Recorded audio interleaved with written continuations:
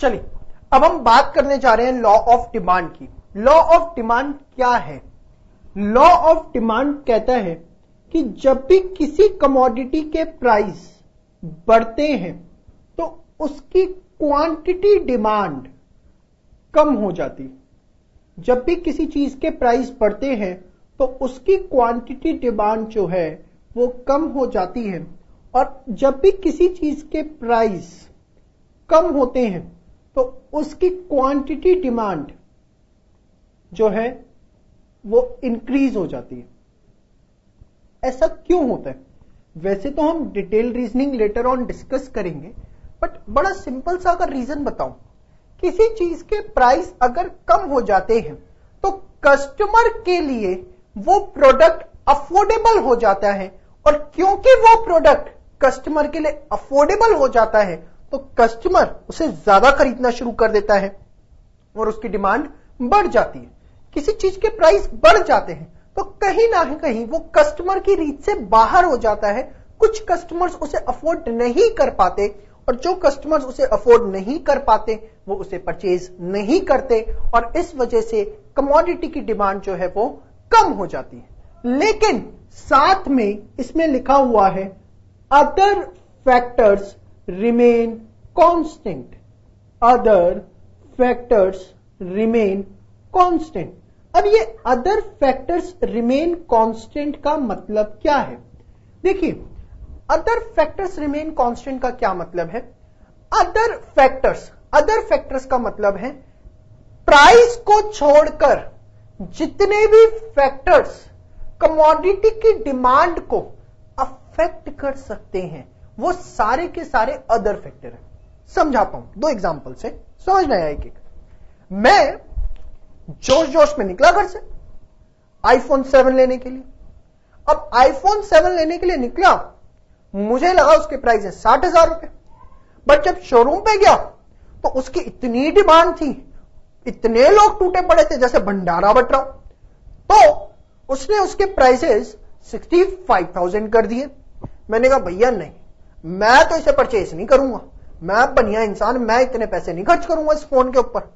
60,000 के लिए मुझे इतना सोचना पड़ा था, तो मैं वापस आने लगता हूं। बट जब मैं वापस आ रहा होता हूं, मेरे बॉस का फोन आता है। बॉस कहता है चंदन, तेरी सैलरी 1 लाख रुपए से बढ़कर 2 लाख रुपए हो गई है। मैं एकदम यू टर्न मारता हूं और चला जाता हूं फिर शोरूम में, कहता हूं ला भाई आईफोन दे। अब जरा इस चीज को समझो आप, 60,000 का था, मैं गया, मुझे पता लगा 60 का है, बट वहां जाके पता लगा नहीं यार 60 का नहीं 65 का है। मैंने परचेज नहीं किया। क्यों नहीं परचेज किया? क्योंकि बढ़े हुए प्राइस पे मैं उसे अफोर्ड नहीं कर सकता था। मैं वापस आने लगा, वापस आया, रास्ते में पता लगा मेरी इनकम बढ़ गई है। इनकम बढ़ गई, मैंने यू टर्न मारा, मैं फटाफट गया उसे परचेज कर लिया। प्राइस बढ़ने के बावजूद मैंने परचेज कर लिया। कब परचेज किया? जब मेरी इनकम बढ़ गई।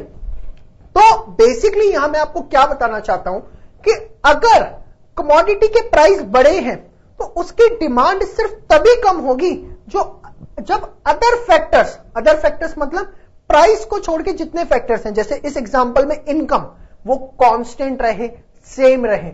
अगर वो कांस्टेंट नहीं रहेंगे, वो सेम नहीं रहेंगे, उनके अंदर भी चेंजेस आएंगे, तो लॉ ऑफ डिमांड जो है वो अप्लाई नहीं होगा, लॉ ऑफ डिमांड ऑपरेट नहीं होगा। लॉ ऑफ डिमांड को ऑपरेट करने के लिए मतलब प्राइस के बढ़ने से डिमांड कम हो और प्राइस के कम होने से डिमांड ज्यादा हो, other factors should be constant, other factors should remain same. If there will be a simultaneous change in other factors, might be law of demand will not operate. तो ये बात हमें ध्यान रखनी है। और मैंने आपको क्या बताया, अदर फैक्टर्स का मतलब है क्या? अदर फैक्टर्स का मतलब है all factors other than price. All factors other than price, price को छोड़कर जितने भी फैक्टर्स हैं, which can be for example income, वो सारे के सारे, टेस्ट, ये सब जो है वो आपके किस कैटेगरी में आते हैं? अदर फैक्टर्स में। लेटर ऑन हम इस अदर फैक्टर्स पे वो बड़ा डिटेल के अंदर स्टडी करेंगे। अभी सिर्फ आपको पता होना चाहिए, एक मोटा आइडिया होना चाहिए अदर फैक्टर्स होते क्या है। अब एग्जाम में क्वेश्चन आ जाता है, explain law of demand with the help of schedule, with the help of table, उसको हमें किस तरीके से हैंडल करना है। देखिए जरा ध्यान से, अब टेबल हमें किस तरीके से बनानी है और उसे किस तरीके से हमें एक्सप्लेन करना है। आप कोई भी एक छोटी सी टेबल बना लीजिए। सपोज मैंने लिया प्राइस, यहां पर लिया क्वांटिटी, प्राइस एंड यहां पे लिया मैंने क्वांटिटी। प्राइस 5 था, डिमांड थी 100, प्राइस 10 हुआ, डिमांड हो गई 80, प्राइस 15 हुआ, डिमांड हो गई 60। आपको पता है जैसे जैसे प्राइस बढ़ते हैं डिमांड कम होती जाती है। अब इसको समझाने के लिए मैंने क्या करता हूं, इस चीज को सर्कल कर दिया। अब आप जरा ध्यान से समझिए, जब कमोडिटी का प्राइस 10 है तो उसकी डिमांड है 80 यूनिट्स। जब कमोडिटी का प्राइस 10 है, उसकी डिमांड 80 यूनिट्स, प्राइस बढ़ के 10 से 15 हो गया, प्राइस बढ़ गया तो डिमांड कम हो गई। और जब प्राइस कम हो गया, 10 से 5 हो गया, प्राइस कम हो गया तो डिमांड बढ़ गई, 80 से कितनी हो गई, 100। हमेशा आपको टेबल इसी तरीके से बनानी है, एक तरफ प्राइस क्वांटिटी और आप बीच वाले को मार्क कर दो, एक तरफ प्राइस बढ़ता हुआ दिखेगा और एक तरफ प्राइस कम होता हुआ दिखेगा, और उससे आप चीजों को एक्सप्लेन कर सकते हैं। और बहुत सिंपल वर्ड्स में एक्सप्लेन करना है, कैसे, when the price of the commodity was ₹10, the quantity demanded were 80 units। बहुत सिंपल लैंग्वेज में, when price rises from 10 to 15, quantity demanded falls from 80 to 60 units. Quantity demand जो है वो फॉल हो गई, 80 से आपके पास कितनी हो गई, 60 units. When the quantity, when the price falls from 10 to 5, the quantity demanded rises from 80 to 100 units. तो एक तरह से अगर आप देखें तो ये इनवर्स रिलेशनशिप दिखाता है। कैसा रिलेशनशिप दिखाता है, इनवर्स रिलेशनशिप। इनवर्स रिलेशनशिप मतलब कि जब एक वेरिएबल बढ़ रहा है तो दूसरा वेरिएबल कम हो रहा है। तो ये था आपका law of demand with the help of schedule. But exam में हमारे पास कई बार लॉ ऑफ डिमांड पूछा जाता है कि explain it with the help of diagram. तो प्लीज ध्यान से सुनो, आप अगर एग्जाम में आपसे पूछा गया with the help of diagram तो आपको सिर्फ डायग्राम बना के आना है, टेबल नहीं बनानी। और अगर टेबल पूछा गया है तो सिर्फ टेबल बना के आनी है, डायग्राम नहीं बना के आना। अगर आप बना के आते हैं तो सिर्फ और सिर्फ आप वेस्टेज ऑफ टाइम कर रहे हैं और कुछ नहीं, अपना टाइम और एनर्जी दोनों वेस्ट कर रहे हैं। तो चलिए अब डायग्राम की हेल्प से हम इसे कैसे कर सकते हैं, आइए देखते हैं। सबसे पहले मैं आपको टेबल की हेल्प से ही डायग्राम बनाना सिखाता हूं। ये प्राइस है और ये आपके पास क्वांटिटी है, और टेबल की हेल्प से ही हम एक डायग्राम बनाते हैं। देखिए,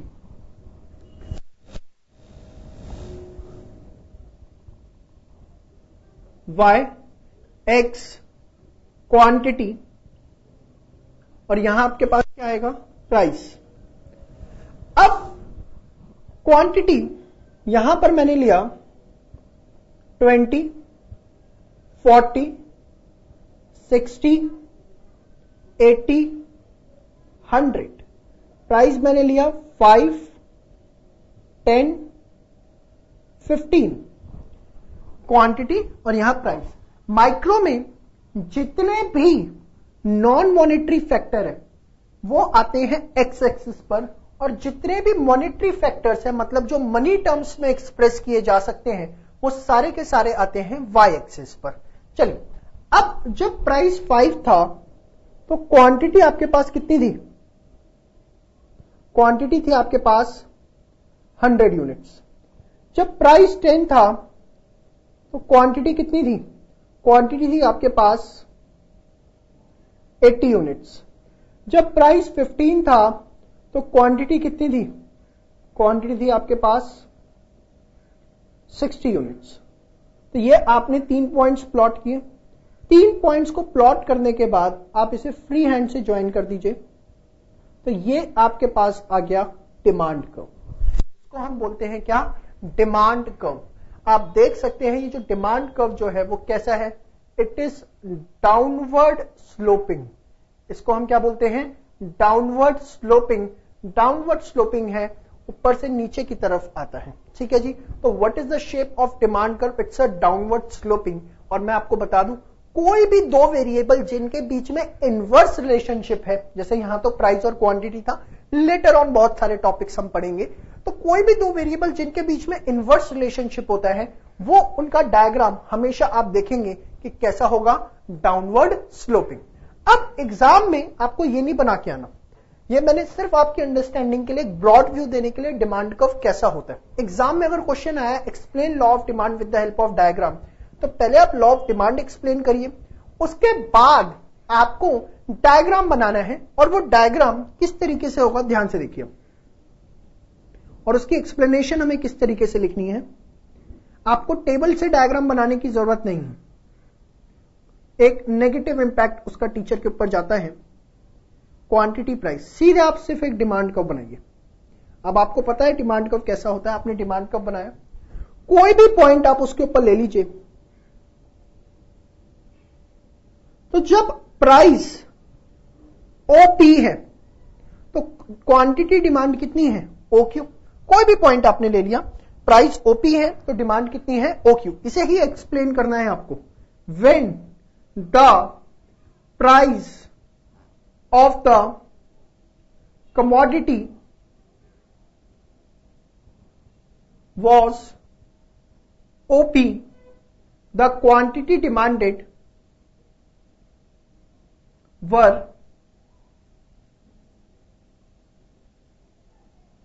OQ units। जो क्वांटिटी डिमांडेड थी वो कितनी थी? OQ units.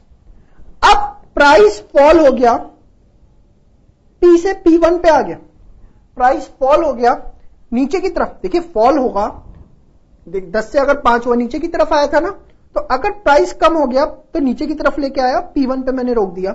तो P1 पर अगर आप देखें तो क्वांटिटी डिमांडेड आपकी कितनी है? Q से Q1 बढ़ गई।